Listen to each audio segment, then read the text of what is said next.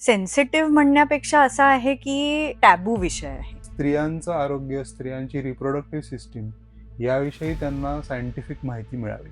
तर आपल्या युट्रस म्हणजे आपल्या पिशवीच्या आतमध्ये एक अस्तर तयार होतं. दर 15-15 मिनिटाला, तासाला तुम्हाला पॅड्स बदलायला लागत असतील तर डेफिनेटली दॅट इज ॲबनॉर्मल. बायकांना आणि पुरुषांना दोघांनाही माहिती असण्याची गरज आहे.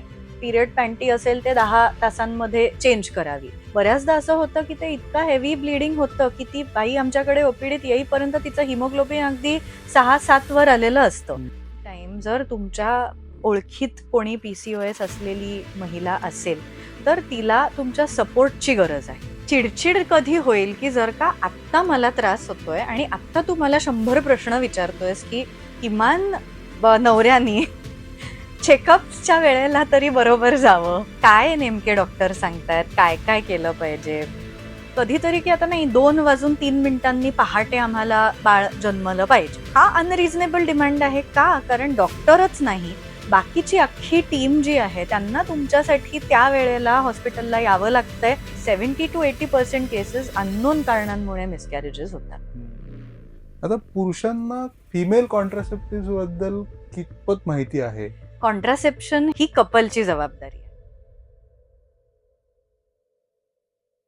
स्पेसिफिकली पुरुषांकरता आपण हा डिझाईन करतोय की ज्याच्यातनं स्त्रियांचं आरोग्य, स्त्रियांची रिप्रोडक्टिव्ह सिस्टीम याविषयी त्यांना सायंटिफिक माहिती मिळावी. तर रिप्रोडक्टिव्ह सिस्टीम, स्त्रियांची रिप्रोडक्टिव्ह सिस्टीम याकडे पुरुषांचं दुर्लक्ष आहे का?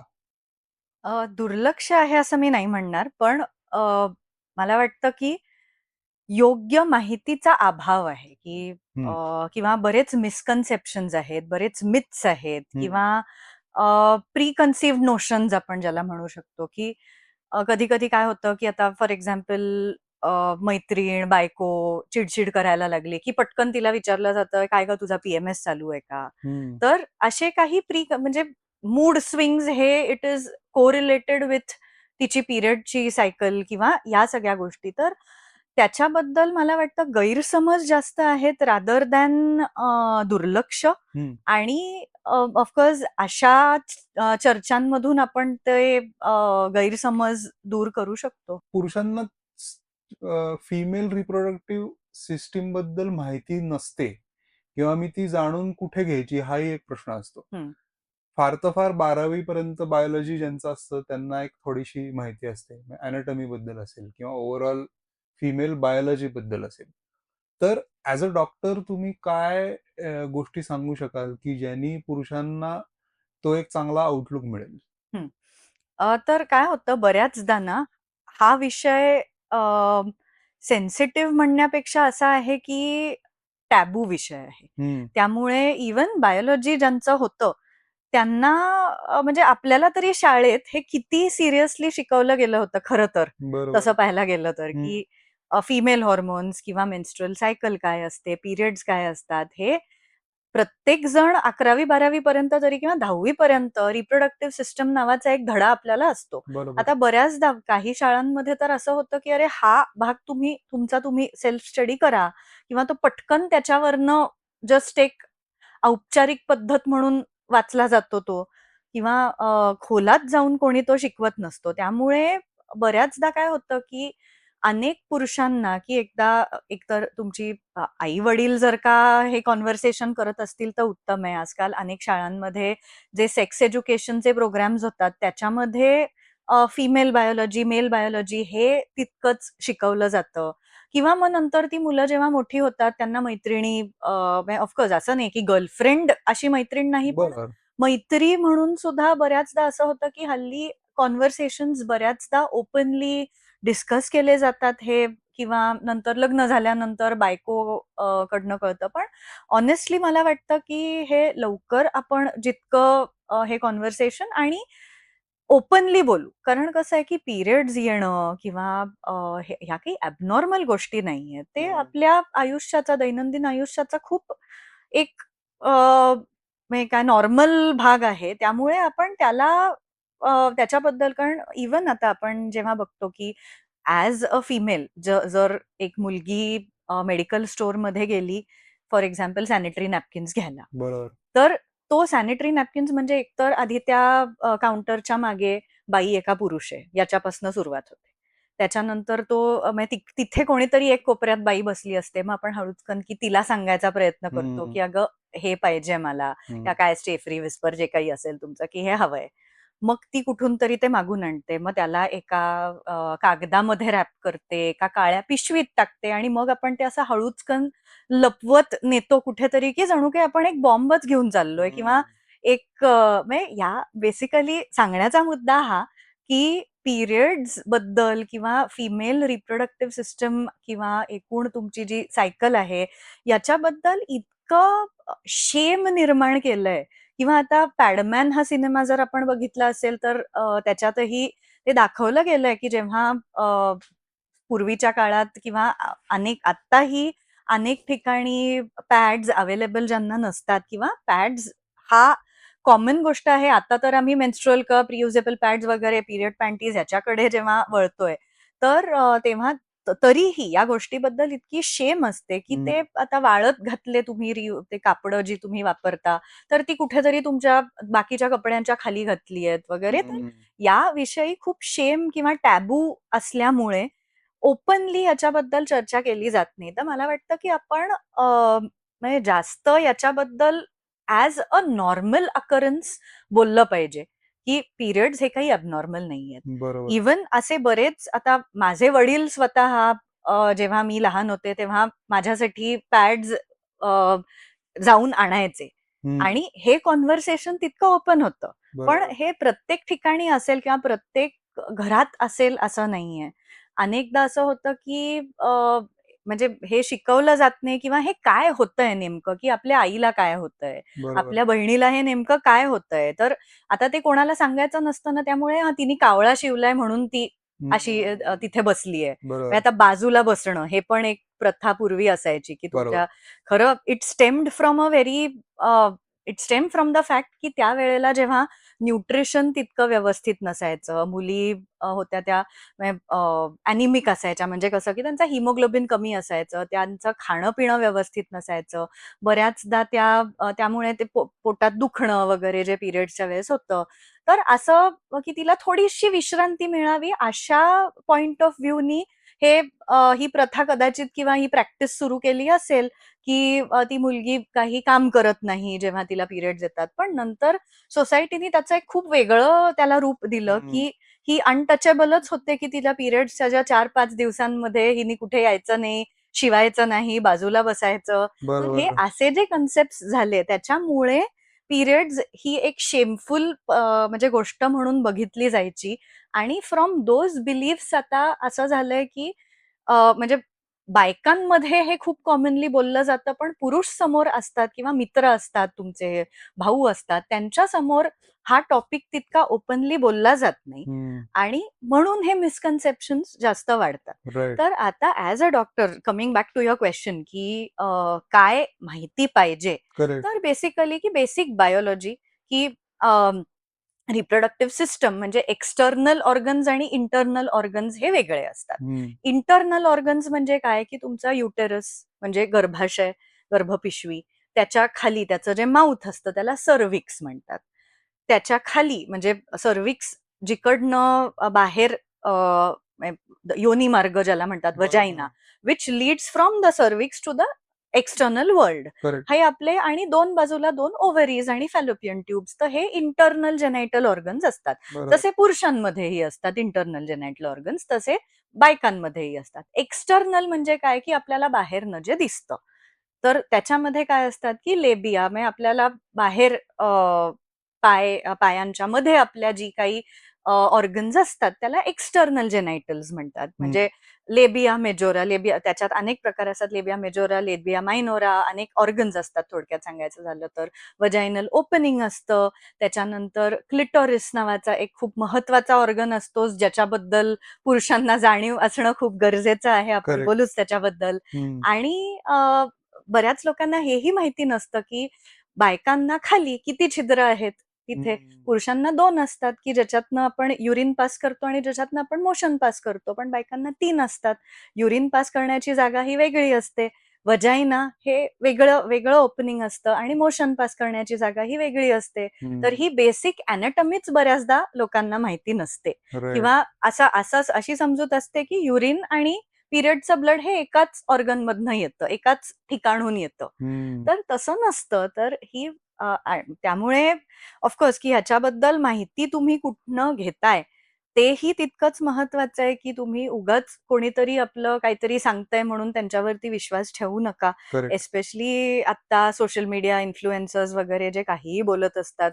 तर जस्ट बिकॉज कोणाला तरी इतके 1000 फॉलोअर्स फॉलोअर्स आहेत. आहेत म्हणजे ते जे बोलतायत ते तथ्य आहे, त्याच्यात काही असं नाहीये. बरोबर. त्यामुळे आपण आपली सदसद विवेक बुद्धी वापरून हे ठरवावं की जे आहे किंवा जे आपण ऐकतोय, जे बघतोय त्यात ते खरंच खरं आहे किंवा त्याच्या मागे काही सायंटिफिक बेसिस आहे का ते उगाच हिअरसे आहे. बरोबर.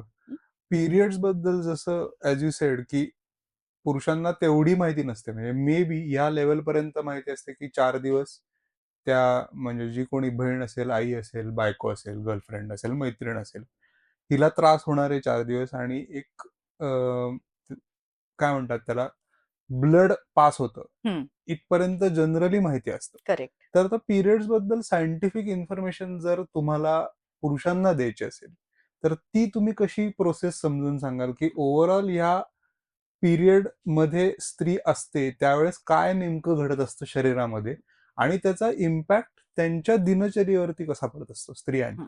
ओके. सो पिरियड म्हणजे प्रत्येक मुलगी जेव्हा जन्माला येते किंवा आईच्या पोटात जेव्हा असते गर्भावस्थेत, तेव्हाच तिच्या तिच्या ओव्हरीजमध्ये किती एग्ज असणार आहेत, तिच्या अंडाशयात किती बीज असणार आहेत, हे तिच्या जन्मतः किंवा ती मुलगी जन्माला यायच्या आधीच ठरलेलं असतं. हं, आता जेव्हा ती मुलगी लहान असते म्हणजे तिची प्युबर्टी येईपर्यंत, ती वयात येईपर्यंत, हे जे एग्ज आहेत ते एका डॉर्मंट स्टेजमध्ये असतात.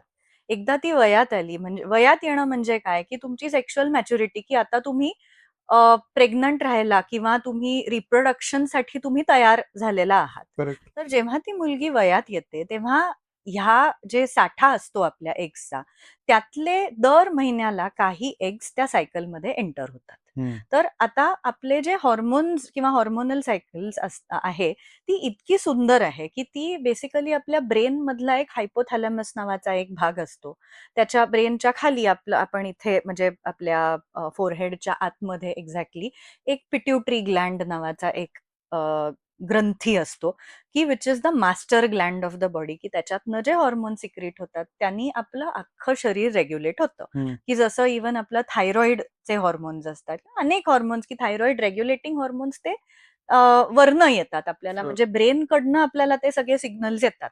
तर तसंच त्या आणि हायपोथॅलॅमो पिट्युटरी ओव्हेरियन ॲक्सिस नावाचा एक ॲक्सिस असतो, की जेव्हा ती मुलगी वयात येते, तेव्हा त्या ब्रेनच्या त्या हायपोथॅलॅमसमधनं, पिट्युटरीमधनं असे काही सिग्नल्स जातात किंवा काही हॉर्मोन्स जातात, की ज्याच्यानी ही सायकल सुरू होते.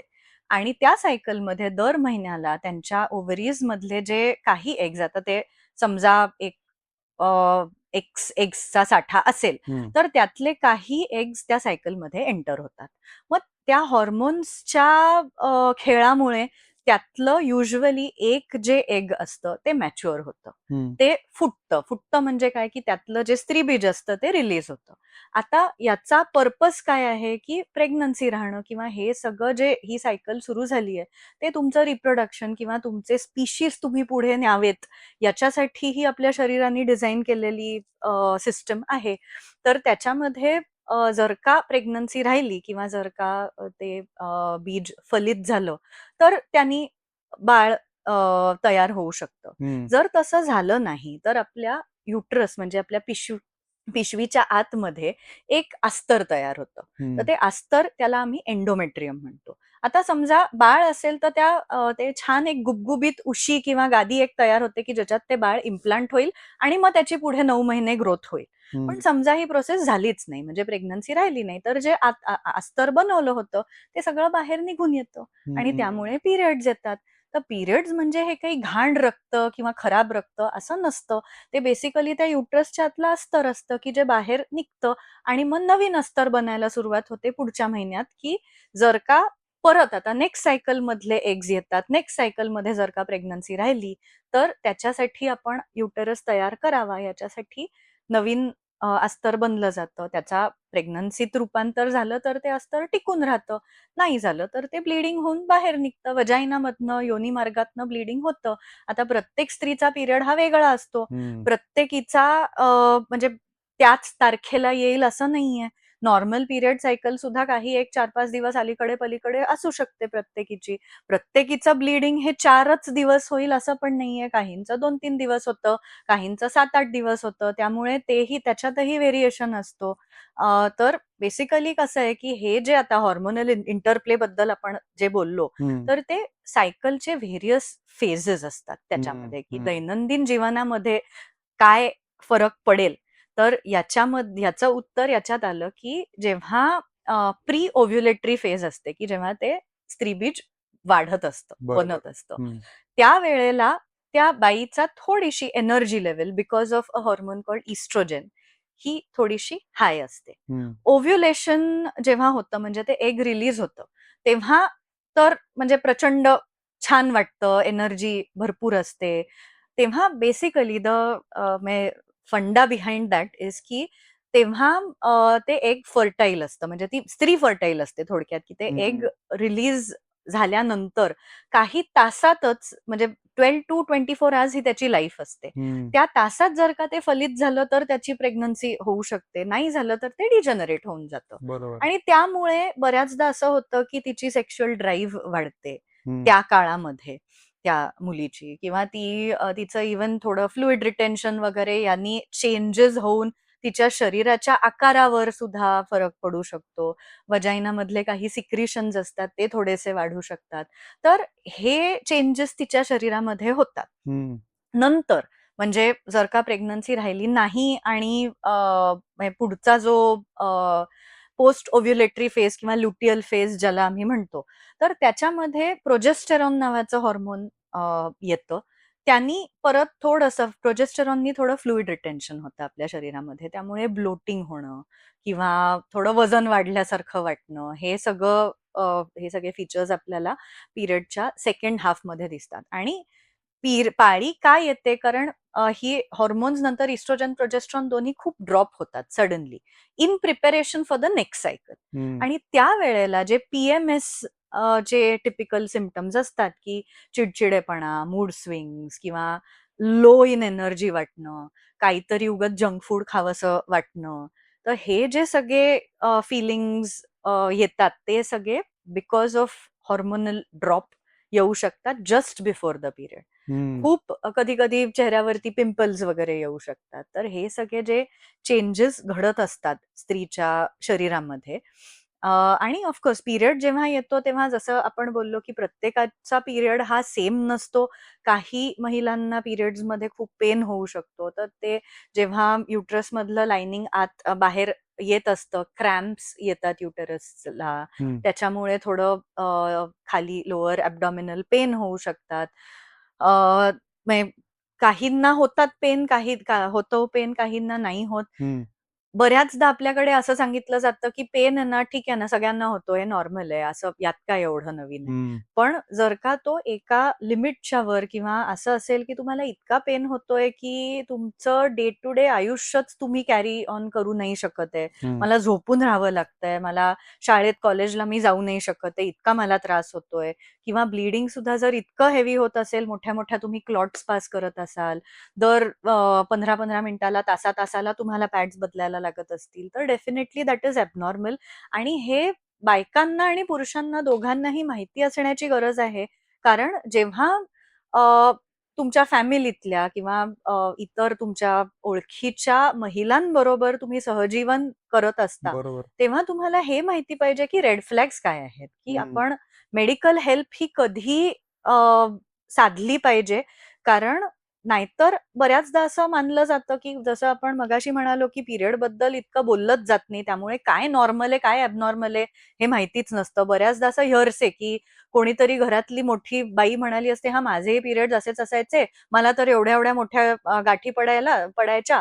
तुला तर काय एवढं दुखतंय, त्याच्यात काय एवढं आहे?" म्हणजे असं ते खूप ना नॉर्मलाइज किंवा मिनिमाइज केलं जातं आणि Sure. त्यामुळे आपल्याला हे माहिती पाहिजे की काय ॲबनॉर्मल आहे आणि कधी तुम्ही मेडिकल हेल्प साधली पाहिजे. राईट. सो तिथे मला तोच प्रश्न होता, की बऱ्याचदा पुरुषांमध्ये असं बघितलं जातं, की अरे ते हार्मोनल चेंजेस आहेत ना, त्यामुळे तिचा मूड स्विंग आहे हं, किंवा हे खूप असे लूजली शब्द वापरले जातात. बरोबर. तर जसं व्हॉट यू सेड, की रेड फ्लॅग्स काय आहेत? तर ते काय आहेत नेमके? की असे कुठले 5-7 अशा काही गोष्टी आहेत का, की ज्यांनी हे अंगावर न काढता ताबडतोब मेडिकल हेल्प एक्सपर्टला भेटणं हे गरजेचं आहे. असे काही पॉइंटर्स जर का तुम्ही सांगितले? हो. तर पहिली गोष्ट म्हणजे पिरियडची रेग्युलॅरिटी, की असं जर असेल की तुमचे पिरियड्स नॉर्मली आता असं बघितलं जातं की 21 टू 35 डेज हा मला पुस्तकात शिकवला जाणारा नॉर्मल पिरियडचं डेफिनेशन आहे. हं, पण what I would still say is की त्या महिलेसाठी काय नॉर्मल आहे ते तिने ठरवावं. हं, म्हणजे फॉर एक्झाम्पल की एखादीचे पिरियड दर महिन्याला येतायत, पण ते साधारण 36-37 डेजला येतायत. तरी ते येतायत ना, तर ठीक आहे. हं, पण इफ इट इज आता दीड-दीड महिना पिरियड न येणं, 2-2 महिने न येणं, बऱ्याच अशा असतात की त्यांना गोळी घेतल्याशिवाय न येणं, हं, हे ॲबनॉर्मल आहे. दुसरं म्हणजे खूप फ्रिक्वेंटली येणं. दर हं, 10-10 दिवसाला, 15-15 दिवसाला तिला ब्लीडिंग होतंय. That is abnormal. हं, एकदा ब्लीडिंग सुरू झालं की ते तुमचे आता अगेन दॅट रेंज व्हेरीज जसं आपण म्हणालो, काही लोकांना 2च दिवस ब्लीडिंग होतं, काही लोकांना 7 दिवस ब्लीडिंग होतं. Again as per the textbook 2 to 7 days is normal. हं, अगदीच जर असं असेल की खूप तुम्हाला 15-15 दिवस ब्लीडिंग चाललंय, खूप बरं किती तुम्ही पॅड्स वापरताय पर सायकल. आता पॅड वापरत असाल तर साधारण असं बघितलं जातं की आम्ही ॲज गायनेकॉलॉजिस्ट सांगतो की तुम्ही एक पॅड साधारण 4 टू 6 अवर्समध्ये चेंज करावं. हं, मेन्स्ट्रुअल कप जर वापरत असाल, तर तो निदान एक 8 ते 10 तासांमध्ये तुम्ही एम्प्टी करून परत बसवावा. हं, टॅम्पून्स सुद्धा साधारण सिमिलर. पिरियड पॅन्टी असेल ते 10 तासांमध्ये चेंज करावी. त्यामुळे ते पूर्ण भरतायत का पॅड्स आपले? किती ब्लीडिंग होतंय? गाठी जाणं रक्ताच्या मोठ्या-मोठ्या हे ॲबनॉर्मल आहे. हं, किंवा basically any change from the pattern जे तुमचं आधी होतं, की आत्तापर्यंत मला 3च दिवस ब्लीडिंग जात होतं. आता मला गेल्या 2 महिन्यांपासून 7-7 दिवस ब्लीडिंग चालतंय. हं, दॅट इज ॲबनॉर्मल. हं, दुसरी गोष्ट, पेन इतका जर सिव्हिअर होत असेल तुम्हाला, की तुम्हाला तुमचं दैनंदिन जीवनच किंवा जे तुमचे रुटीन टास्क्स आहेत, ते कॅरी फॉरवर्ड नाही करता येत, तर दॅट इज ॲबनॉर्मल. थोडाफार पेन, की ठीक आहे बाबा, एक डिस्कम्फर्ट असणं किंवा थोडं एक अनकम्फर्टेबल सेन्सेशन असणं इज फाईन. पण if it is very severe, की तुम्हाला झोपून राहावं लागतंय, हं, खूप त्रास होतोय, तर तो अंगावर काढायचा नाही. हं. अजून ह्याच्यामध्ये हे पण आहे, की पी-एम-एस ज्याला म्हणजे हार्मोनल चेंजेस पी-एम-एस आपण शुअर. जे म्हणालो, की प्री मेन्स्ट्रुअल सिंड्रोम, की पिरियड यायच्या एक 2-3-4 दिवस आधी तुम्ही थोडेसे चिडचिडे होता, मूड स्विंग्स होतात, तिथपर्यंत ठीक आहे.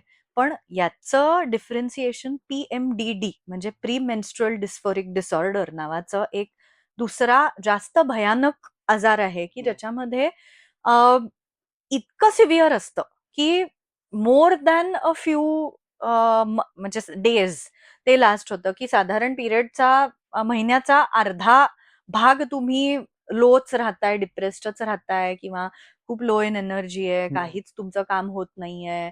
Mentally it's affecting your relationships, your social life, your work.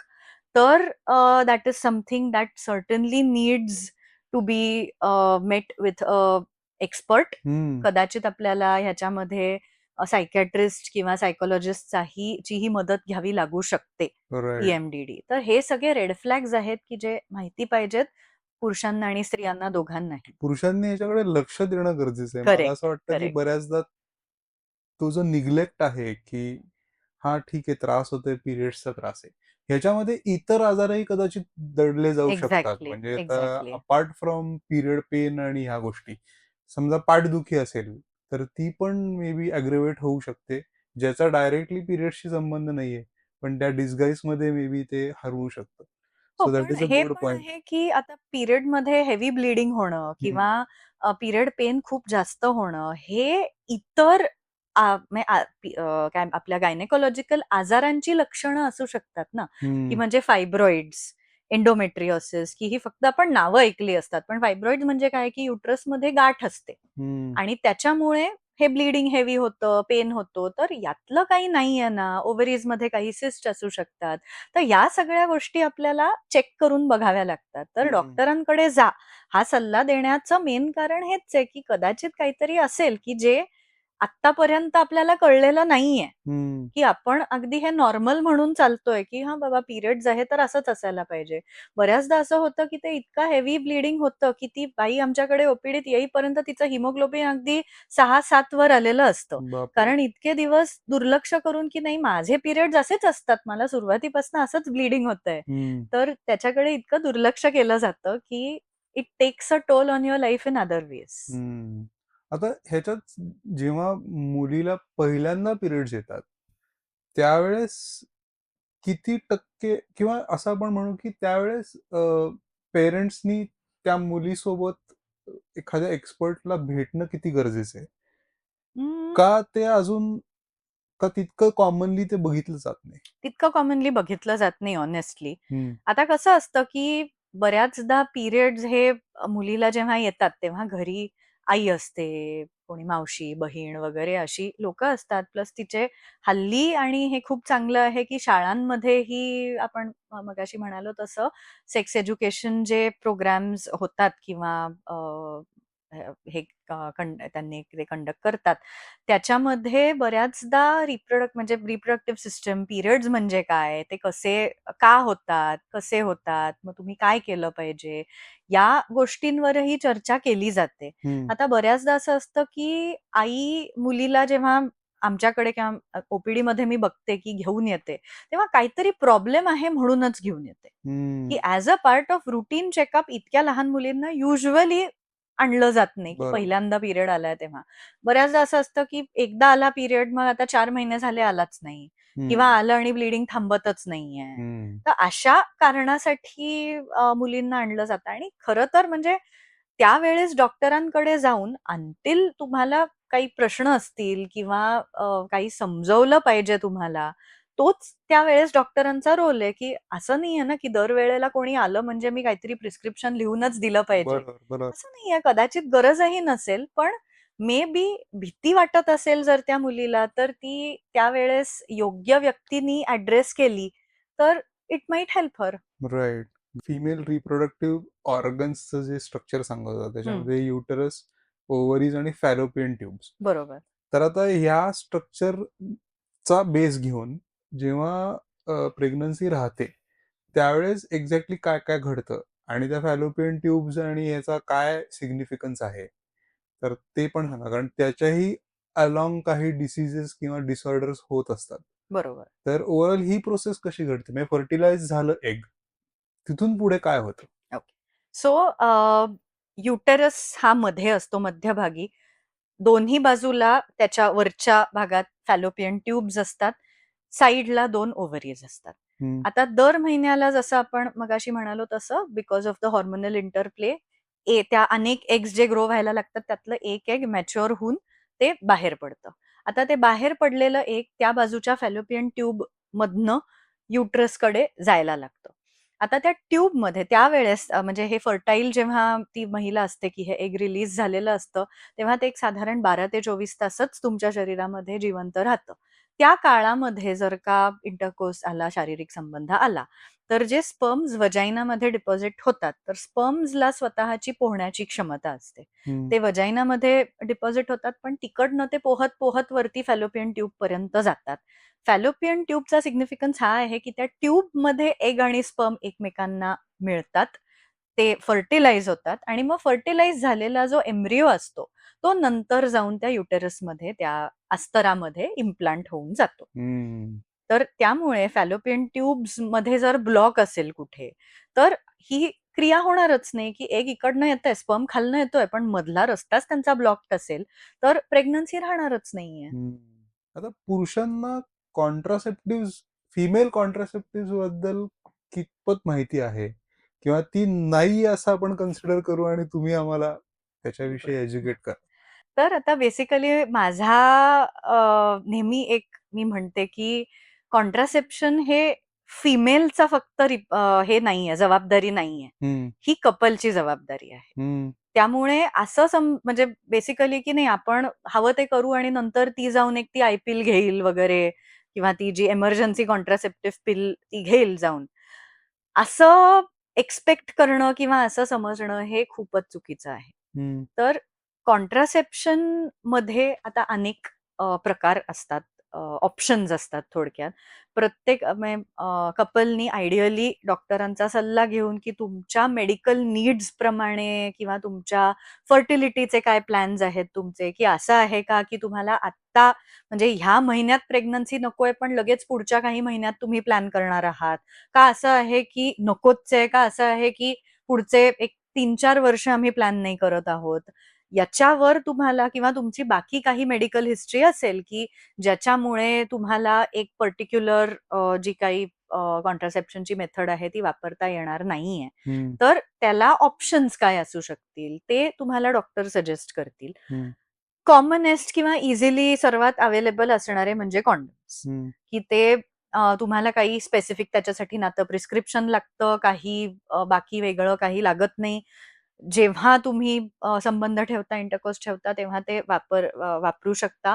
फक्त एक महत्वाचं आहे की ते करेक्टली वापरले पाहिजेत. कारण बऱ्याचदा असं असतं की इव्हन ऍक्च्युअल इंटरकोर्स किंवा ऍक्च्युअल इजॅक्युलेशन व्हायच्या आधी सुद्धा जे सिक्रिशन्स काही येतात पुरुषाच्या लिंगामधून, त्याच्यातही काही स्पर्म्स असू शकतात की ज्याला प्रीकम म्हणतात. तर त्याच्यातही काही स्पर्म्स असू शकतात आणि स्पर्म्सला स्वतःची पोहण्याची क्षमता असते. हम्म, त्यामुळे असेही मी केसेस पाहिलेले आहेत की पूर्ण पेनिट्रेटिव्ह इंटरकोर्स झालाच नव्हता, की ते स्पर्म्स आत वजाइनापर्यंत गेलेच नव्हते.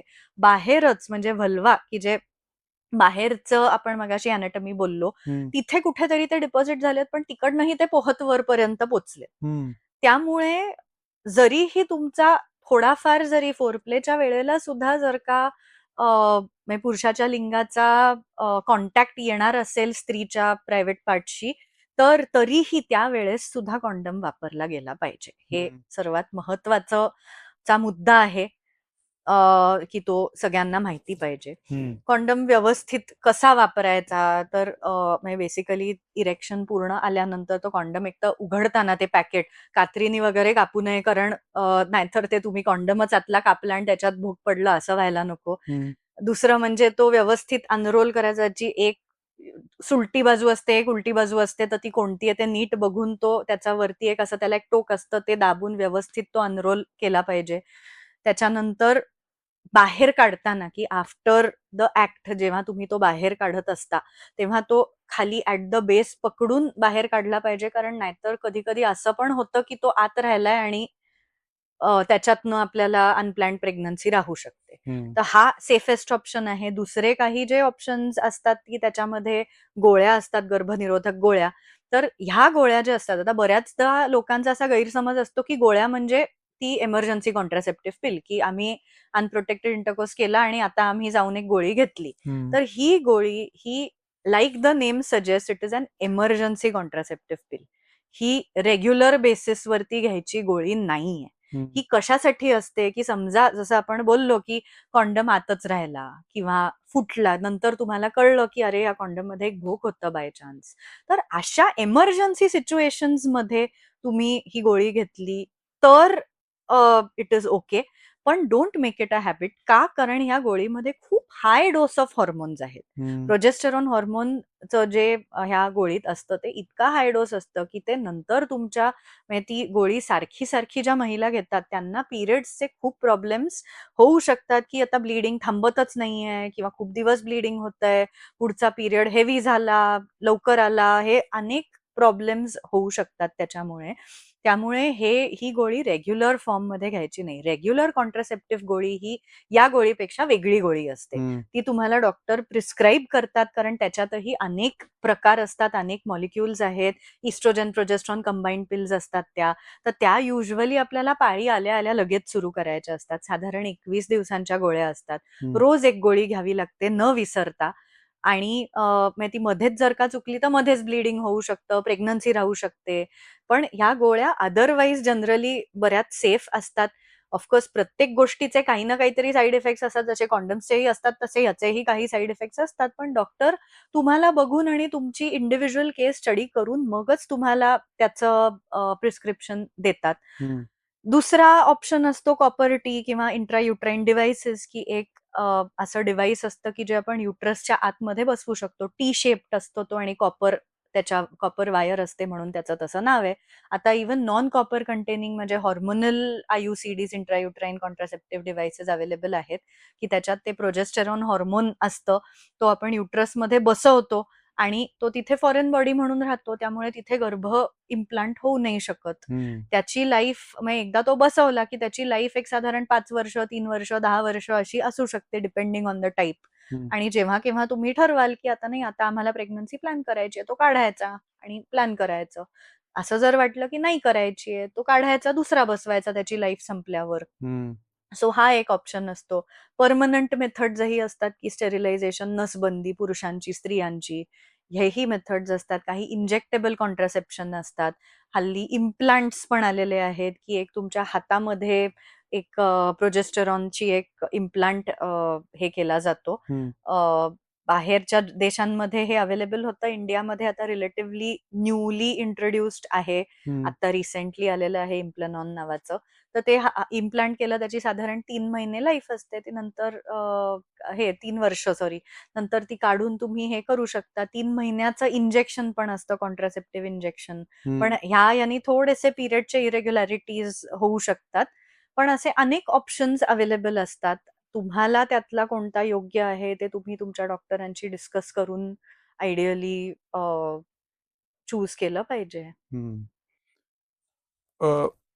पण आता याच्यामध्ये म्हणजे जसं तुम्ही म्हणालात की जी इमर्जन्सी कॉन्ट्रासेप्टिव्ह पिल आहे ही फ्रिक्वेंटली घेतात, तर ही फ्रिक्वेंटली जनरली काय बघितली जाते तुमच्याकडे, की ज्यांना माहिती नाहीये याविषयी, पण दे आर पॉपिंग पिल्स तर ती फ्रिक्वेन्सी किती बघितली आहे तुम्ही, आणि तुम्ही काय सांगाल की बाबा नाही, म्हणजे शक्यतो तर घेऊच नाहीये, त्या लेवल पर्यंत तुम्ही काळजी घेणं गरजेचं आहे. एक्झॅक्टली. पण काय फ्रिक्वेन्सी तुम्ही म्हणाल की खूप फ्रिक्वेन्सी आहे? काय फ्रिक्वेन्सी कधीतरी, आता ही एमर्जन्सी प्रत्येकाच्या आयुष्यात किती फ्रिक्वेंटली येते? Once in a blue moon. हा, तर once in a blue moon, की म्हणजे जसं मी मगाशी म्हणाले की फॉर एक्झाम्पल की तुम्ही कॉन्डम वापरला होता, पण तो बाहेर काढताना स्लिप झालाय, किंवा तुम्हाला त्याची भीती वाटली की कदाचित ह्याच्यात एक छिद्र असेल, की ते स्पर्म आतमध्ये जाण्याची शक्यता असेल. अशी एमर्जन्सी जर असेल तरच leave this as a method. पण नाहीतर काय केलं जातं की नाही बाबा, आम्ही अनप्रोटेक्टेड केलं, आता आम्हाला म्हणजे त्या ह्याच्या काय म्हणतात, ओघात त्या इमोशन्सच्या आम्ही कॉन्डम नाही वापरला. आणि बरं घेतली आता, म्हणजे असं नसतं ना की ते घेतलीये तर चला आता परत तेच करूयात. तर असं म्हणजे don't make it a habit, कारण त्याचे साईड इफेक्ट्स भरपूर असतात. आणि अनफॉर्च्युनेटली त्याचे साईड इफेक्ट फक्त फिमेलला होणार आहेत. करेक्ट. त्यामुळे पुरुषांनी ती काळजी घेणं आय थिंक जास्त गरजेचं आहे. ऍब्सोल्युटली. अजून एक गुगल वरती मोस्ट सर्च प्रश्न म्हणून हे होता की पीसीओएस, व्हॉट इज पीसीओएस आणि त्याचे सिम्पटम्स काय आहेत आणि त्याचा इम्पॅक्ट काय आहे ऑन सेक्स लाईफ, असे खूप हाय व्हॉल्यूम मध्ये हे प्रश्न सर्च झालेले आहेत. तर याविषयी तुम्ही काय सांगाल, आणि एस्पेशली पुरुषांना याविषयी माहिती देताना आपण ती कशा पद्धतीने देऊ शकतो? तर पीसीओएसचं आता इतक्यातच नाव बदलून पीएमओएस करण्यात आलंय, poly endocrine metabolic ovarian syndrome नावाचा. तर याचं कारण हे आहे की it is not only about the ovary. म्हणजे आधी असं पीसीओएस म्हणजे की ओव्हरीवरती काहीतरी सिस्ट असले की हा आजार होतो, असं एक आपल्या मनासमोर एक पिक्चर तयार होतं. तर बेसिकली हा एक हॉर्मोनल इम्बॅलन्स आहे, जो आपल्या पूर्ण शरीराला अफेक्ट होतो. इन्सुलिन रेझिस्टन्स असतो. बेसिकली काय होतं की हे आपण मगाशी जे हॉर्मोनल प्रोसेस बोललो की ज्यांनी पिरियड्स येतात, की ते स्त्रीबीज वाढायला लागतात, त्यातलं एक मॅच्युअर होतं, ते रिलीज होतं वगैरे, तर हे होत नाही. तर जे हॉर्मोन आपल्या हायपोथॅलॅमो पिट्युटरी ओव्हेरियन ऍक्सिस मधनं जे हॉर्मोनल सायकल चालू असते, त्याच्यातल्या हॉर्मोन्स वर खाली झाल्यामुळे हे जे एक स्त्रीबीज रिलीज होण्याची प्रक्रिया झाली पाहिजे ती होत नाही. आणि ती न झाल्यामुळे ओव्ह्युलेशन, की एग रिलीज झालंय ती होत नाही. त्यामुळे त्याच्या पुढची सगळी सायकल आहे की जे युट्रसच्या आतलं अस्तर बनलेलं असतं ते वाहून जाणं, मग नवीन सायकल तयार होणं, चालू होणं, हे सगळं होत नसतं. हम्म. आणि ॲज अ रिझल्ट ऑफ दिस म्हणजे it's like a vicious cycle, की तुमचे पिरियड्स येत नाहीत, तुमचे हॉर्मोनल डिसरेग्युलेशन होतं, त्याच्यानंतर वेट गेन होतं, वेट गेन इन्सुलिन रेझिस्टन्स होतो, याच्यामुळे हे हॉर्मोन्स फर्दर हे होतात, वर खाली होतात आणि ही सायकल वर्सन होत जाते. हम्म. तर वेट गेन, त्याच्यानंतर जे मेल पॅटर्न हॉर्मोन्स असतात ते तुमच्या शरीरातले थोडे जास्त वाढतात, म्हणजे दाढी मिशी वगैरे च्या जागी केस येणं, वजन वाढणं,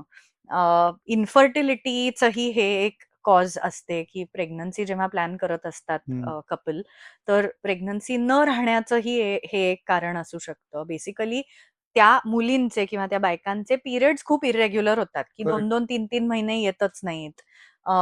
मग त्याच्यानंतर त्यामुळे ओव्ह्युलेशन न झाल्यामुळे नेमकं फर्टाईल विंडो कधी येते त्यांना माहिती नसतं. ट्राय करायचं असेल प्रेग्नन्सीसाठी, तर हे सगळे चेंजेस किंवा हे सगळे त्रास या लोकांना होतात. हम्म. आणि याचा लॉंग टर्म इम्पॅक्ट काय असतो, की इन्सुलिन रेझिस्टन्स, आता इन्सुलिन हे हॉर्मोन किंवा हे नाव आपण डायबिटीसच्या संदर्भात ऐकलेलं बरोबर. असतं. तर पुढे जाऊन तुम्हाला किंवा even at a very young age तुम्हाला डायबिटीस होण्याची शक्यता असते, बीपी वाढण्याची शक्यता असते, अनअपोज ते इस्ट्रोजन एक्सपोजर झाल्यामुळे शरीरामध्ये गर्भाशयाच्या पिशवीचा पुढे जाऊन कॅन्सर वगैरे होण्याची शक्यता असते. हम्म. तर त्यामुळे हार्ट इश्यूज, तर प्रत्येक तुमच्या ऑर्गन सिस्टमवरती हा आजार अफेक्ट करतो. हम्म. आणि म्हणून हा वेळेत कंट्रोल करणं किंवा वेळेत त्याची, आता त्याला अनफॉर्च्युनेटली परमनंट ट्रीटमेंट काहीच नाहीये. हम्म. असं काहीच नाहीये की जे तुम्ही ही गोळी घ्या आणि हे पीसीओएस तुमचा कायमचा बरा होईल, म्हणजे असं जर कोणी सांगत असेल तर तो स्कॅम आहे. हम्म. तर बेसिकली पीसीओएस साठी तुमचं जीवनशैली म्हणजे लाईफस्टाईल मॉडिफिकेशन्स हे सर्वात मोठं किंवा सर्वात महत्वाची त्याची ट्रीटमेंट असते, की तुम्ही हेल्दी ऍक्टिव्ह लाईफस्टाईल ठेवणं, व्यायाम करणं, आहार व्यवस्थित ठेवणं, नियंत्रित ठेवणं, हे सर्वात महत्वाचं आहे. कारण बऱ्याचदा असं होतं बऱ्याच महिलांमध्ये, की तुमची लाईफस्टाईल जर का तुम्ही कंट्रोलमध्ये आणली, तर बऱ्याचदा तुमचे पिरियड्स रेग्युलेट होतात, ओव्ह्युलेशन व्हायला लागतं आणि तुम्हाला इतर काही ट्रीटमेंटची गरजच लागत नाही. हम्म. लागलं बऱ्याचदा काय होतं, की आम्ही डॉक्टरांकडे जेव्हा एक मुलगी किंवा बाई जाते, की इरेग्युलर पिरियड्स आहेत, तर तिला पिरियड रेग्युलेट करण्याच्या गोळ्या लिहून दिल्या जातात. तर ह्या टेम्पररी गोळ्या असतात. हम्म. 3 महिन्याच्या तुम्ही गोळ्या घेतल्या, 3 महिने अगदी क्लॉकवर्क सारखे पिरियड्स येतात. 4थ्या महिन्यात गोळी बंद केली, बॅक टू स्क्वेअर वन. हम्म. त्यामुळे लाईफस्टाईल, तर इव्हन पुरुषांना हे माहिती पाहिजे, की याला परमनंट सोल्युशन नाहीये. पण ॲट द सेम टाईम जर तुमच्या ओळखीत कोणी पीसीओएस असलेली महिला असेल, तर तिला तुमच्या सपोर्टची गरज आहे, हम्म. की तिला लाईफस्टाईल तिची व्यवस्थित ठेवता यावी किंवा तिला व्यायाम करता यावा, तिचा आहार व्यवस्थित असावा, त्याच्यासाठी तुमच्या सपोर्टची गरज आहे. असं म्हणून चालत नाही, की तुझा काय डाएट चाललाय, चल आज आईस्क्रीम खाऊ. ती करतीये ना, तर तिला तुम्ही सपोर्ट करा. हम्म. तिला व्यायाम ती करत असेल, बी विथ हर, किंवा तुम्ही you can also go and workout with her. हम्म. तर हे महत्वाच्या गोष्टी आहेत. किंवा बेसिकली त्यांना इव्हन आता पिंपल्स येणं, केस येणं चेहऱ्यावरती, तर अशा ह्याच्यामध्ये त्यांना बॉडी शेम करू नका. ते हम्म. पुरुषच नाही, महिलांसाठीही हे लागू होतं. कारण मेनली कसं आहे, की आजूबाजूची लोकांचा तुमच्याकडे बघण्याचा दृष्टिकोन बदलतो आणि त्याच्यामुळे ह्या पीसीओएसच्या महिलांचा बऱ्याचदा ना कॉन्फिडन्स लूज होतो. हम्म. तर तसं झालेलं नकोय. They need your support, they need your presence in order to come out of this. It's not easy. Right. आता एक असा ट्रेंड आहे की वी आर प्रेग्नंट असं म्हणतात लोक. तर ते सोशल मीडियावरती फोटो काढतायत, शेअर करतायत, तेव्हा जेव्हा म्हणतात दॅट इज ऑल गुड.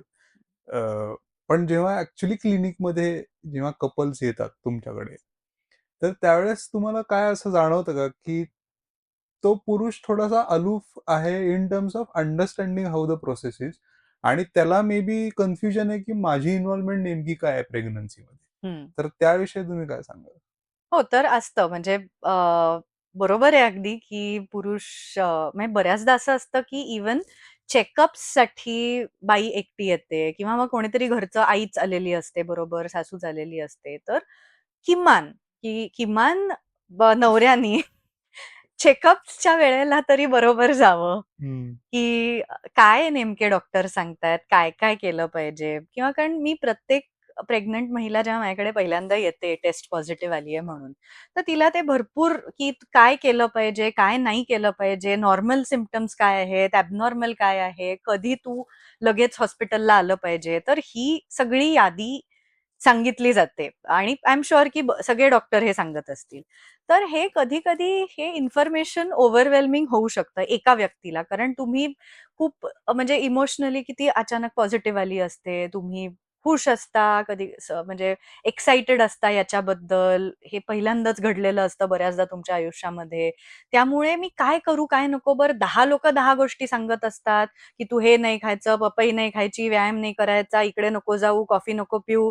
इतके सगळे जेव्हा तुम्हाला हे येत असतात, इकडून-तिकडे सल्ले येत असतात.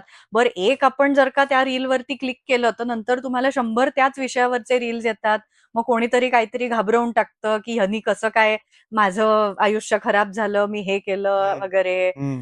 तर त्यामुळे म्हणजे आय एक्स्पेक्ट किंवा इट इज ऑल्वेज गुड, की जर तुम्ही as a husband, as a partner तुम्ही तुमच्या बायकोबरोबर व्हिजिट्सला गेलात, तुमचे जे काही प्रश्न असतील किंवा ते बिना संकोच तुम्ही डॉक्टरांना विचारले पाहिजेत.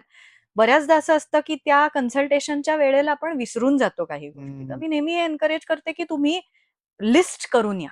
हम्म. किंवा तुम्हाला काय विचारायचंय नेमकं? काय-काय गोष्टी आहेत? तर बऱ्याचदा असं होतं, की ते सांगताना डॉक्टरांनी कव्हर केलं असतं. मग आपण घरी गेल्यावर आपल्याला काहीतरी आठवतं. हम्म. मग ते लिहून ठेवा. अर्जंट नसेल लिहून ठेवा. पुढच्या व्हिजिटला जाल तेव्हा हे करा. बऱ्याचदा असं असतं आणि दॅट्स रिअली स्वीट, की काही-काही कपल्स असतात ना, त्यांना एकमेकांना WhatsApp करतात. त्याच्यामध्ये त्यांनी त्या प्रश्नांची लिस्ट करून ठेवलेली असते, हम्म. स्टार मार्क करून. आणि राईट. मग माझ्या समोर येतात तेव्हा ती स्टार ओपन करून सगळं वाचून मला दाखवतात, की हां, हे आहे.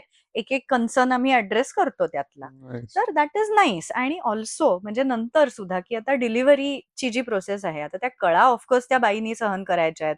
बाळ तिच्या पोटात वाढतंय, तिच्या पोटात जन्मतंय म्हणजे ती तिच्या शरीरातनं जन्म घेतंय. पण तुम्ही त्या प्रोसेसमध्ये इन्व्हॉल्व्ड असू शकता. हल्ली आता बरेच नवरे इव्हन डिलिव्हरी रूममध्ये असतात. कधी-कधी ऑफकोर्स, की तुमची किती सहनशक्ती आहे किंवा तुम्हाला तुमची शुअर. कारण शेवटी काहीतरी आता कोणाची तरी सर्जरी बघणं ही वेगळी गोष्ट झाली YouTubeवरती. पण आपली आवडती व्यक्ती जेव्हा त्या पेनमधनं जात असते किंवा तिच्याबरोबर काही असं आणि हम्म. Obstetrics I always say is a bloody business, की हम्म. आमच्या कामामध्ये प्रचंड रक्तबंबाळ सगळं असतं. त्यामुळे it is not a pleasant sight to see. हम्म. आणि ते आपल्या आवडत्या व्यक्तीचं इतकं ती त्या पेनमधनं जात असताना कदाचित ते प्रत्येक पुरुषाला सहन हम्म. होईलच असं नाहीये. पण through the pain maybe तुम्ही if you are comfortable, if she is comfortable, you can be there with her. हम्म. इव्हन नंतर म्हणजे इन द प्रेग्नन्सीच्या पुढच्या एक 7व्या-8व्या महिन्यानंतर तुम्हाला बाळाच्या किक्स फील जेव्हा व्हायला लागतात किंवा अनेकदा असं पण होतं की सोनोग्राफीला तुम्ही जाता जेव्हा, तर सोनोग्राफी रूममध्ये सोनॉलॉजिस्ट एका नातेवाईकाला आत येऊ देतात. तुम्हाला दाखवतात ते त्या स्क्रीनवरती चित्र. हम्म. तर ह्या गोष्टी तुम्ही of course as a partner enjoy करू शकता. हम्म. त्यांचा आहार वगैरे काय आहे तुमच्या बायकोचा? व्यवस्थित न्यूट्रिशन होतंय का? वॉक करतीये का ती? किंवा जे काही तिचे व्यायाम असतील, हे सगळं ती व्यवस्थित करतीये का? तर हे बघणं किंवा हे तिला सपोर्ट करणं, तर हे that is what is we are pregnant I feel. बरोबर. नाईस. ह्याच्यात अजून एक मला असं विचारायचं होतं, की असं जनरली बघितलं जातं, की पुरुषांकडनं काही डेट्स फायनल केल्या जातात, की ह्या दिवशी, ह्या तारखेला, ह्या वेळेला सीझर झालं, करा तुम्ही डॉक्टर. तर याविषयी काय मत आहे तुमचं? किंवा अशा रिक्वेस्ट येतात का? आज आणि सकाळी एक आली होती. आणि त्यांना तुम्ही काय सांगाल? सी हा आता कसा प्रत्येकाच्या बिलीफचा प्रश्न आहे. त्यामुळे रिझनेबल जोपर्यंत असतात या रिक्वेस्ट तोपर्यंत वी लिसन टू देम किंवा आम्ही करतो बऱ्याचदा. हं. Personally I don't believe in it. पण हं. ॲज म्हणजे प्रोफेशनली की आय रिस्पेक्ट द फॅक्ट की प्रत्येक अ, व्यक्तीला काही कारणामुळे वाटत असतं बाबा, की आजची तारीख छान आहे. 1, 2, 3 अशी काहीतरी तारीख असते किंवा काही तुमचे पर्सनल बिलीफ्स असतील, काही चांगला दिवस वगैरे जे तुम्ही मानत असाल, की बेसिकली आता इवन बरीच लोक असतात, आता तुम्ही घर नवीन घेतलं, ती वास्तुशांत करता किंवा ती पूजा जी करता ते चांगला दिवस बघून जे, किंवा लग्न जमवताना सुद्धा की ते मुहूर्त बघून जेव्हा लग्न करता, तर जसं लोकांचे असतात बाबा बिलीफ्स. हं. तर ॲज मेडिकल प्रोफेशनल्स आम्ही as long as they are reasonable आणि as long as they do not cause any threat to the mother's or the baby's life, की उगाच वेडा हट्ट करायचा नाही, की हं. आता बाळानी पोटात शी केली आहे आणि आपल्याला इमर्जन्सी डिलिव्हरी करायला लागणार आहे आणि तुम्ही म्हणताय की नाही आम्हाला उद्या इतक्या वाजताच डिलिव्हरी करायची आहे, तर दॅट इज रिस्की. हं. तर ॲज लाँग ॲज हे असं नसेल तोपर्यंत it is okay to go by this. पण बऱ्याचदा असं होतं की आपण एक ठरवतो आणि निसर्ग वेगळंच ठरवतो. बरोबर. त्यामुळे आपण प्लॅन केलेलं होत नाही असंही बऱ्याचदा होतं. शुअर. काय पॉइंटला ते रिझनेबल राहत नाही, असे काही एक्झाम्पल्स तुम्ही देऊ शकता का? जसं हो. आता तुम्ही दिलंत. तर अजून काही असे सिनारिओज आहेत का, की जे मे बी ऐकल्यावरती पुरुषांना पण ते कदाचित कधीतरी रिकॉल होईल किंवा त्यांना आठवेल, की अरे हां, हे असं झालं होतं म्हणून डिलिव्हरी वेगळ्या वेळी करावी लागली. इमर्जन्सी सिच्युएशन्स हे कधीही येऊ शकतात, की ठोके कमी होणं हं. बाळाचे. पण अनरिझनेबल रिक्वेस्ट म्हणजे की तुम्ही पहाटे 2 वाजता आमची डिलिव्हरी केली पाहिजे. बरं पहाटे 2 वाजता डॉक्टर त्यांच्या घरनं म्हणजे after doing a whole day's work झोप इमर्जन्सीसाठी ऑफकोर्स आय नेव्हर डिनाय, मी कोणत्याही any time of the day or night we are ready to sure. Come to the hospital and treat our patients. पण कधीतरी की आता नाही 2 वाजून 3 मिनिटांनी पहाटे आम्हाला बाळ जन्मलं पाहिजे. तर हा अनरिझनेबल डिमांड आहे. का? कारण डॉक्टरच नाही, बाकीची अख्खी टीम जी आहे त्यांना तुमच्यासाठी त्या वेळेला हॉस्पिटलला यावं लागतंय आणि गरज नसताना काहीतरी अनरिझनेबल गोष्ट करावी लागतीये. इंटरेस्टिंग. अजून काय असे आहेत का? म्हणजे आता ही एक वेळेचा झाला. अजून वेळेचं काय? झालं. आणि डेट पुश डेट करा किंवा पुश करा किंवा इव्हन कधी-कधी जेव्हा पूर्ण मॅच्युरिटी पण आलेली नसते, की फुल टर्म झालेलं नसतं, पूर्ण महिने कंप्लीट झाले नसतात. तेव्हाही काही लोकांचा हट्ट असतो, की नाही आम्हाला हीच तारीख पाहिजे किंवा दसराच पाहिजे आणि हेच दिवाळीच पाहिजे. अशा ह्याच्यामुळे, की ठीक आहे तुमची अजून ड्यू डेट 1 महिनाभर लांब आहे. तर तुम्ही का इतक्या लवकर डिलिव्हरी करताय? तर बऱ्याचदा आम्ही त्यांना डिस्करेज पण करण्याचा प्रयत्न करतो. हं. आग्रहाखातीर कधी-कधी ती डिलिव्हरी करावी लागते. इन दॅट केस आम्ही कन्सेंट मग तुम्हाला डॉक्टर तुमच्याकडनं लिहून घेतात, की आम्ही आमच्या जबाबदारीवर हा हट्ट करतोय. याच्यावरनं कारण का करायचं नाहीये. तर ॲज अ डॉक्टर आम्ही हे एक्सप्लेन करण्याचा प्रयत्न करतो, की हे तुम्ही जे डिमांड करताय किंवा तुम्ही जी अपेक्षा ठेवताय, ही का चुकीची आहे किंवा हं. यांनी बाळावरती किंवा आईवरती काय इम्पॅक्ट होऊ शकतो. हं. आणि तरीही काही लोकं असतात, की who are adamant, then we go ahead. हं. आता याच बरोबर अबॉर्शन विषयी पुरुषांना काय माहिती असलं पाहिजे? हं, कारण मला असं वाटतं, की बऱ्याचदा खूप इझिली पुरुष असं म्हणू शकतील, की ठीक आहे ना, अबॉर्शन करून घेऊ, हं, जर नको असेल बाळ तर. हे पुरुषाला म्हणणं कदाचित खूप सोपं असेल. It is easy to shrug off असं मला तरी वाटतं. करेक्ट. तर त्यावेळेस किंवा काय पर्स्पेक्टिव्ह तुम्ही सांगाल, की ज्यांनी विचारात बदल होईल पुरुषांच्या? अबॉर्शनची जी प्रोसेस असते, अबॉर्शन आणि मिसकॅरेज ही 2 वेगळी गोष्टी आहेत. आपण दोन्हीबद्दल बोलूयात. हं. अबॉर्शन म्हणजे मेडिकल टर्मिनेशन ऑफ प्रेग्नन्सी, म्हणजे जसं की प्रेग्नन्सी नकोय किंवा कधी-कधी त्या बाळामध्ये काही दोष असेल, तर अशा वेळेस आपल्याला ती टर्मिनेट करावी लागते प्रेग्नन्सी, की ॲबनॉर्मल आहे, बाळाचे ठोके बंद झाले वगैरे, वगैरे असे जर काही झालं मध्येच. हं. तर त्या कारणामुळे आपल्याला ते अबॉर्ट करावी लागते. म्हणजे कसं, की आपण औषध गोळ्या देऊन किंवा काही सर्जिकल प्रोसिजर करून ती प्रेग्नन्सी शरीरातनं बाहेर काढतो. तर त्याला सुद्धा एकतर मेडिकली किंवा मेडिको लीगली इम्प्लिकेशन्स खूप आहेत. कारण कोण करू शकतं, कोणते डॉक्टर करू शकतात, कोणत्या हॉस्पिटलमध्ये करू शकतात, काय कंडिशन्स असले तर करू शकतात. ह्या सगळ्याचा आपल्याकडे कायदा आहे. हं. एम-टी-पी ॲक्ट आहे आपल्याकडे आणि ती आपल्याला फॉलो करूनच या गोष्टी कराव्या लागतात. दुसरी गोष्ट म्हणजे अल्टिमेटली की इट इज अ लाईफ, की जी तुम्ही for whatever reason you are getting rid of it. तिसरी गोष्ट ही आहे, की ही प्रोसेस सुद्धा करताना त्या ला बरंच ब्लिडिंग होतं, की अल्टिमेटली युटरसमध्ये ती एक एम्ब्रिओ तो इम्प्लांट झालाय, ते एक बाळ इम्प्लांट झालंय आणि त्याला आपण जेव्हा काढून टाकतो तेव्हा युटरस ऑफकोर्स तिला दुखतं, तिला ब्लिडिंग बरंच होतं. त्यामुळे हे सारखं-सारखं करणं किंवा वारंवार करणं हम्म, हे तिच्या तब्येतीसाठी, तिच्या प्रकृतीसाठी चांगलं नाही. हम्म, त्याच्यामध्ये तिचा बराच रक्तस्राव होऊ शकतो. त्याचे कॉम्प्लिकेशन्स पण अनेक होऊ शकतात जर का ते म्हणजे सर्जिकली किंवा safe safe abortion at a recognised किंवा ॲट अ प्रॉपर सेंटर जर का तुम्ही केलं नाही, हम्म, तर त्याचे अनेक परिणाम पण होऊ शकतात, की जसं की इन्फेक्शन्स होऊ शकतात. तिचं पुढची रिप्रोडक्टिव्ह लाईफ खराब होऊ शकते त्यांनी. त्यामुळे इट इज नॉट समथिंग की जे इझिली इतकं आपण श्रग ऑफ करून टाकलं पाहिजे किंवा इझिली इतकं म्हटलं पाहिजे, हम्म, की नाही इतकं काय आहे आता अबॉर्शन करू वगैरे. It is a big deal. आणि दुसरी ही पण महत्वाची गोष्ट आहे, की ती स्त्री कितीही म्हटलं तरी त्याच्यात इमोशनली इन्व्हॉल्व्ह होते. हम्म, त्यामुळे तिच्या मानसिकतेचाही विचार करणं खूप महत्वाचं असतं, हम्म. पुरुषांनी सुद्धा. बरोबर. आणि आता हां, मिसकॅरेज येस. बद्दल. येस. तर मिसकॅरेज हे अनफॉर्च्युनेटली कधी-कधी म्हणजे बऱ्याचदा आपल्या हातात नसतं. हम्म, तर ते अ, आणि आपल्याकडे अशी एक समजूत आहे, की मिसकॅरेज झालं म्हणजे त्या बाईने काहीतरी केलं असणार. हम्म, तर तोही एक म्हणजे मिसकन्सेप्शन आहे, मिथ आहे, की तू इकडे गेलीस, तू व्यायाम केलास, तू प्रवास केलास, तू पपई खाल्लीस, तू जड उचललंस, याच्यामुळे तुझं मिसकॅरेज झालं.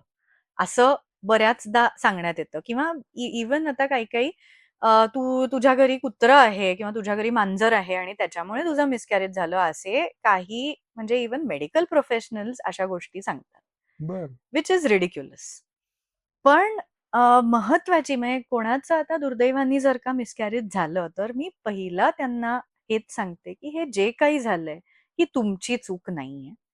अनलेस जर का त्या बाईनी अगदी खूप दारूच प्यायली असेल किंवा रोज सिगारेटच ओढली असेल. आता काही नोन कॉजेस आहेत, की ज्याच्यामुळे मिसकॅरेजेस होतात. हम्म, आता ते माहीत असून जर का आपण रोज दारू पीत असलो, तर ऑफकोर्स की ठीक आहे बाबा, हे तू तुझ्या हाताने घडवलंयस. हम्म, पण ते जर नसेल म्हणजे if she has been taking all the care, following all the precautions, तर हे कधी-कधी तरीही आतल्या आत बाळाचे ठोके बंद होतात, कधी-कधी ब्लीडिंग सुरू होतं आणि ऑफकोर्स कोणत्याही कपलचा, कोणत्याही महिलेचा पहिला प्रश्न हाच असतो, की डॉक्टर हे का झालं? हम्म. का मी हे केलं का म्हणून झालं? आणि आजूबाजूची लोकं हे बोलायला कुठे कमी पडत नाहीत, की हे तू केलंस किंवा तुझ्यामुळे हे झालं. शुअर, आणि त्याच्यानी ऑलरेडी तिला म्हणजे त्या कपलला थोडक्यात शुअर. वाईट वाटत असतं याचं, की हे जे काही घडलंय ते चांगलं नाही झालं. They are looking forward to that pregnancy आणि ती अनफॉर्च्युनेटली ते गमावली आहे त्यांनी. हम्म, पण आणि त्याच्यामध्ये अजून ती गिल्ट राहते, की राईट.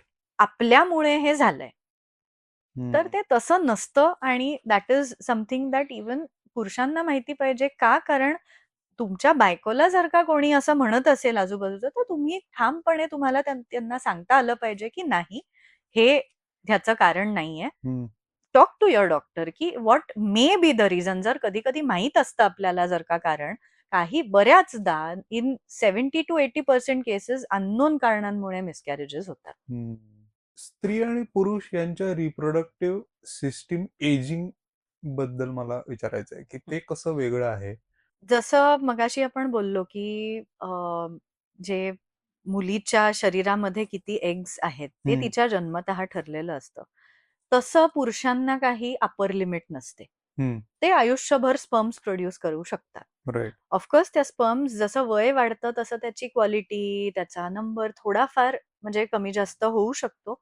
पण अगदी 60 वर्षांचा पुरुष सुद्धा स्पर्म्स हेल्दी प्रोड्यूस करू शकतो. हम्म, तसं महिलांमध्ये काय काय असतं, की जसं वय वाढतं, तसं तुमच्या एग्सची नंबर आणि क्वालिटी ही दोन्ही कमी होत जाते.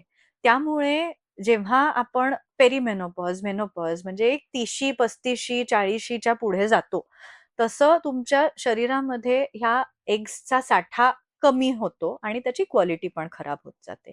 आणि त्यामुळे बऱ्याचदा म्हणजे जे जुने लोकं म्हणायचे, की तुम्ही लवकर प्रेग्नन्सी प्लॅन करा. लवकर मूल करा. तर त्याचं कारण तेच आहे, की जेनेटिकली ॲबनॉर्मल एम्ब्रिओज होण्याची रिस्क वाढते. हम्म, मिसकॅरेजेसची रिस्क वाढते. जितकं ओल्डर एज मध्ये कन्सिव्ह करताय. राईट. त्याच्यानंतर इवन आता पेरिमेनोपॉज मेनोपॉज ही स्टेज जी असते तर त्याच्यामध्ये इवन बरेच बाकी फिजिकल आणि इमोशनल बदलही त्या महिलेच्या शरीरामध्ये घडत असतात, जे पुरुषांना खरं तर होत नाहीत. असं की कारण त्यांचे जे आता जसं आपण पाहिलं मगाशी जी हॉर्मोनल सायकल दर महिन्यामध्ये इतके फेजेस असतात त्या मुलीला किंवा त्या बाईला त्याच्यातनं जावं लागतं, तसं पुरुषांचं नसतं. त्यांना जे फेजेस म्हणजे हॉर्मोनल फेजेस नसतात, त्यांचे फेजेस कशामुळे असू शकतात की तुमची झोप झालेली नाहीये, तुमचं न्यूट्रिशन व्यवस्थित नाहीये, तुम्ही थकलेला आहात, किंवा या कारणामुळे की तुमचं जे फिजिकल एक्झर्शन किंवा जे तुम्ही करता मेंटल स्ट्रेस आहे फॉर एक्झाम्पल, तर याच्यामुळे तुम्हाला एखाद्या दिवशी लो वाटतं, एखाद्या दिवशी चांगलं वाटतं, हे होऊ शकतं. पण महिलांना जे हॉर्मोन्सच दर महिन्यामध्ये फ्लक्च्युएट होत आहेत किंवा वर खाली होत आहेत, त्याच्यामुळे in every month they go through those changes. आणि एजिंग जसं होतं तसं इवन पेरिमेनोपॉज मेनोपॉज मध्ये अजूनही बरेच शारीरिक आणि मानसिक बदल होतात. सो ही म्हणजे आता त्याचा पिरियड जर बघायला गेला एज वाईज तर तो किती असतो? म्हणजे रिप्रोडक्शन ज्याला आपण कपॅसिटी म्हणू, ती फिमेल्सची किती ते किती असते? आणि जसं तुम्ही म्हणलात की पुरुषांना तसं अपर लिमिट नाहीये. तर ती ऍक्च्युली प्रत्येक बाईची वेगळी असते. बेसिक रेंज लेट से की म्हणजे रिप्रोडक्टिव्ह तुमचे पिरियड सुरू झाल्यापासून आयडियली तुम्ही रिप्रोडक्शनसाठी सक्षम आहात असं म्हणायला हरकत नाहीये. दो टीनेज इयर्स मध्ये तुम्ही प्रेग्नंट राहणं इज नॉट रेकमेंडेड. तुमच्या शरीराची तरी वाढ पूर्ण झाली पाहिजे. सो लेट से साधारण अर्ली 20s पासून ते मे बी 35, हल्ली 40 प्लस सुद्धा जायला लागलेली आहे. म्हणजे इवन हल्ली कारण बऱ्याचदा उशिरा लग्न होतात, आणि दॅट इज फेअर इनफ की कारण महिलांना सुद्धा त्यांचा करिअर म्हणा, शिक्षण, ह्या सगळ्या गोष्टींवरती लक्ष द्यायचंच असतं. तर पण ideal what I would say is steel 35, म्हणजे मिड टू लेट 30s पर्यंत हरकत नाहीये. की एआय वर्सेस एक्सपर्ट. बरं. तर काही प्रश्न जे टिपिकली एआय ला जास्त करून विचारले जातात असे मी लिस्ट केलेली. त्यातला एक प्रश्न आपण घेऊ, जो आपण ऍक्च्युली जेमिनाय मध्ये पंच करू. त्याचं काय उत्तर आहे ते बघूया. आणि मग त्याच्यामध्ये ऍज अन एक्सपर्ट तुम्ही अजून काय सांगाल, जे लोक असं प्रश्न शोधतायत किंवा ह्याची उत्तरं शोधतायत, की एआय ची माहिती तर ठीक आहे, चांगली आहे, कदाचित नसेलही, आपण बघूया. ओके. पण from a experts point of view तुम्ही त्याला कसं अनालाइज कराल, आणि वाय इट इज नेसेसरी की लोकांनी एक्सपर्ट्स एस्पेशली डॉक्टर्सकडे जाऊन भेटणं आणि माहिती घेणं किती फायद्याचं आहे, रादर दॅन जस्ट आन्सरिंग और searching answers on AI. Okay. तर त्याच्यामध्ये एक प्रश्न, 3-4 प्रश्न आहेत की जे बऱ्यापैकी जास्त फ्रिक्वेन्सीने विचारले गेलेत, की हाऊ टू ट्रॅक ओव्युलेशन एक आहे, साईड इफेक्ट्स ऑफ पिल आणि आययुडी, आणि how to get pregnant fast. बर. आणि अजून एक प्रश्न आहे जो आपण घेऊया, की what are the best days to conceive. Okay. तर हे कॉमनली विचारले जाणारे प्रश्न आहेत. तर आता आपण जेमिनायला हा प्रश्न विचारू. ओके, याच स्ट्रक्चर मध्ये विचारतं की what are the best days to conceive. Okay. ठीक आहे.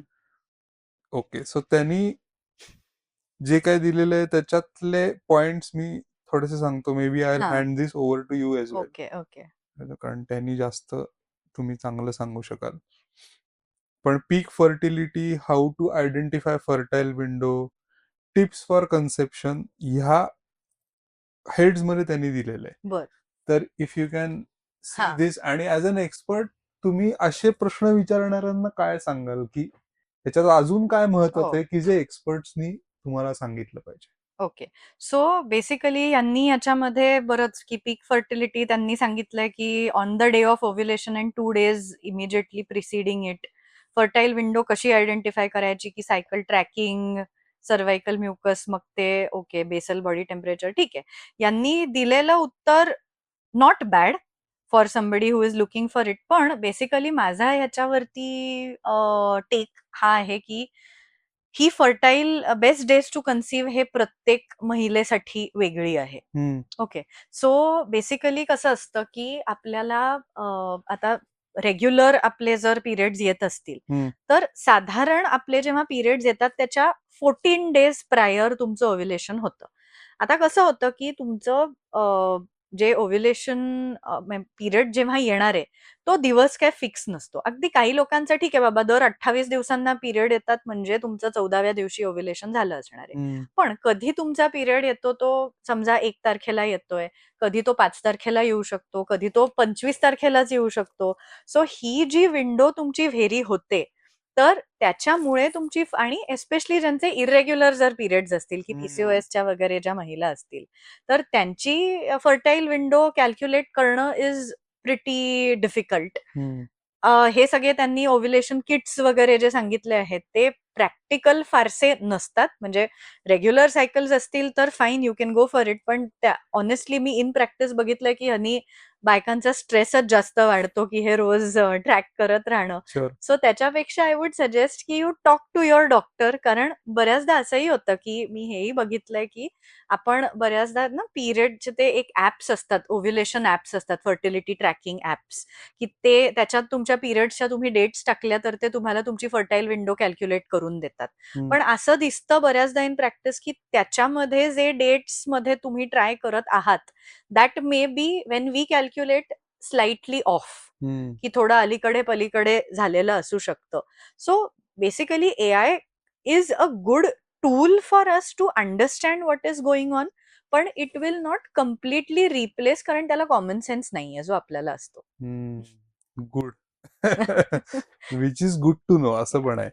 आता याच्यामध्ये एक शेवटचा प्रश्न मी असा विचारतो की ही सगळी माहिती पुरुषांना खूप महत्वाची आहे, ती आपल्या मित्रांबरोबर शेअर करणं पण गरजेचं आहे. पण आता हे सगळी माहिती घेतलीये, तर जेव्हा मला स्त्रीशी म्हणजे ती माझी मैत्रीण असेल, बहीण असेल, आई असेल, बायको असेल, यांच्याशी मला जेव्हा याविषयी बोलायचंय, त्यावेळेस काय पद्धतीने प्रश्न विचारणं गरजेचं आहे? जसं त्रास होत असेल, तर मी खूप भडीमार करणं प्रश्नांचा पण कदाचित ते स्त्रीला अनकम्फर्टेबल वाटू शकतं.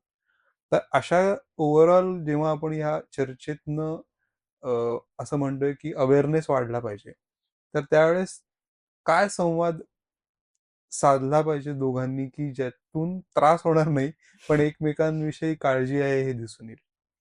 तर मला वाटतं की चिडचिड कधी होईल की जर का आत्ता मला त्रास होतोय आणि आत्ता तू मला 100 प्रश्न विचारतोयस की तुला काय होतंय, मग तुला इकडे दुखतंय का, मग तुला काय, मग तेव्हा वाटतं की नाही मला त्रास होतोय, मला बघू देत, किंवा मला त्याचं सोल्युशन पाहिजे.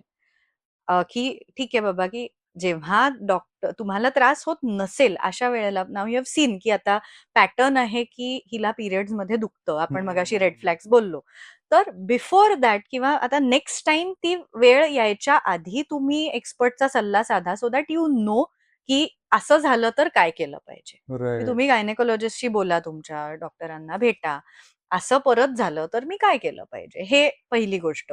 आणि तिला हे तिच्या शरीराबद्दल जे तिला होतंय हे ती त्या पेन मध्ये नसताना तिला विचारा, की तुला म्हणजे ती पीएमएस तिचं किंवा पीएमडीडी तिला होत असताना तिला विचारू नका की तुझी चिडचिड होतीये ना, म्हणजे तुझे काय पिरियड्स येत असणार आहे, असं विचारलं तर ती 100% चिडणार तुमच्यावर. पिरियड येऊन गेल्यानंतर की मी पाहिलंय की गेले काही दिवस थोडीशी तुझी चिडचिड होत होती ना, तर मग तुला वाटतंय का की यांनी तुला त्रास होतोय, किंवा तुझे day to day activities hamper झाले, तुला जिमला जाता नाही आलं, तुला शाळेत जाता नाही आलं, तर आपण जायचं का डॉक्टरांकडे, भेटायचं का त्यांना, म्हणजे मलाही समजेल मी काय करू शकतो यावेळेस तुझ्यासाठी. Right. Great. Doctor Mansi, thanks a lot. खूप मस्त इन्फॉर्मेशन दिलीत. आय थिंक हा एपिसोड म्हणजे महिलांनी पण त्यांच्या मित्रांना आणि इतर पुरुष जे त्यांच्या संपर्कात आहेत त्यांना शेअर केला पाहिजे आणि सगळ्या लोकांनी हा एपिसोड बघितला पाहिजे. I think one of the best conversations I have had. आणि थँक्स अ लॉट. खूप चांगल्या सोप्या शब्दात तुम्ही याविषयी माहिती दिली. तर thank you. Thanks a lot. Thank you so much for having me.